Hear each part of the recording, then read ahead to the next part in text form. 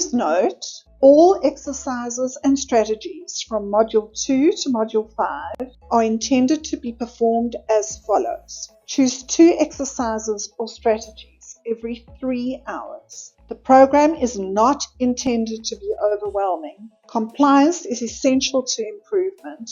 Try to do different exercises and strategies every 3 hours so that eventually over several days you complete the program and then begin a new cycle. For example, say it's on the 3rd hour right now, you could do one of the neck exercises, a breathing exercise, and a nerve mobilization. In 3 hours' time, you could do one of the thoracic exercises, a short meditation or affirmation, and postural awareness. How are you holding yourself? Where is your tongue in your mouth? The whole idea is to create awareness. So this entire program eventually becomes a habit, which is very good for your neuromuscular skeletal health as a whole. Thank you.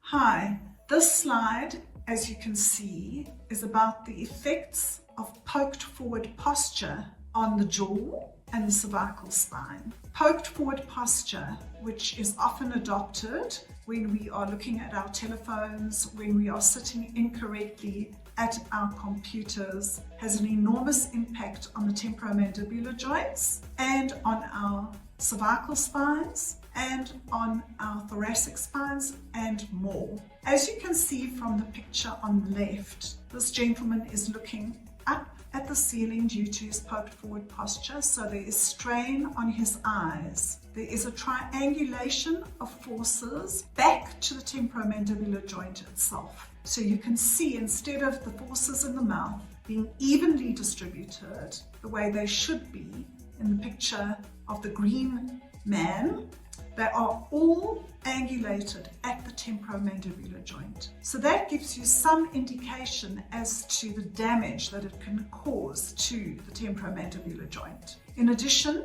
on the red side, you have an increased kyphosis or rounding of the shoulders developing. So there is impact on the rotator cuff of the shoulder, causing shoulder injury and shoulder compression. There is decreased oxygenation of the lungs, there's decreased space to breathe, and all the forces are concentrated on the upper quadrant of the body, which is why I mentioned earlier that we have commonality between temporomandibular joint disorder, or TMD, and with other issues that can occur in the upper quadrant or the upper quarter of the body. If you look at the man with green indicators on, he has got even distribution of forces throughout the body, throughout the spine, and there's decreased force through the jaw. He hasn't got any stress or tension on his eyes, and he can breathe properly.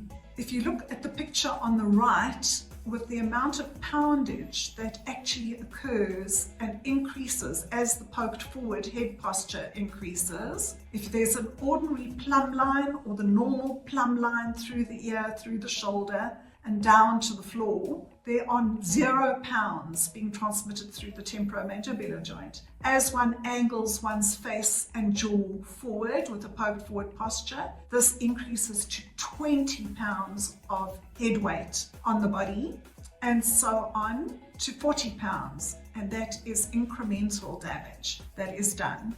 So much so that there can be a pull on the brainstem and the medulla and the cranial nerves that occur in the basal area of the brain.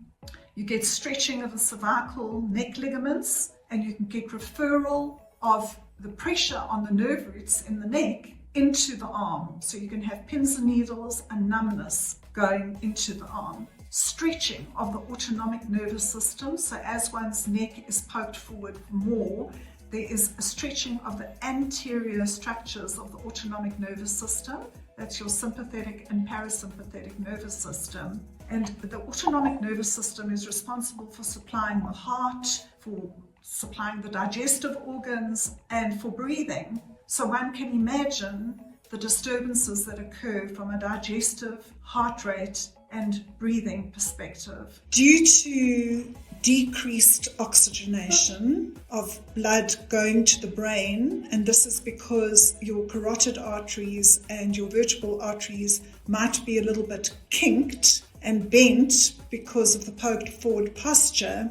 You can get dizziness and fainting occurring. It's also important to mention that this decreased blood supply to the brain can be responsible for brain fog and an inability to concentrate for long periods of time. Thank you.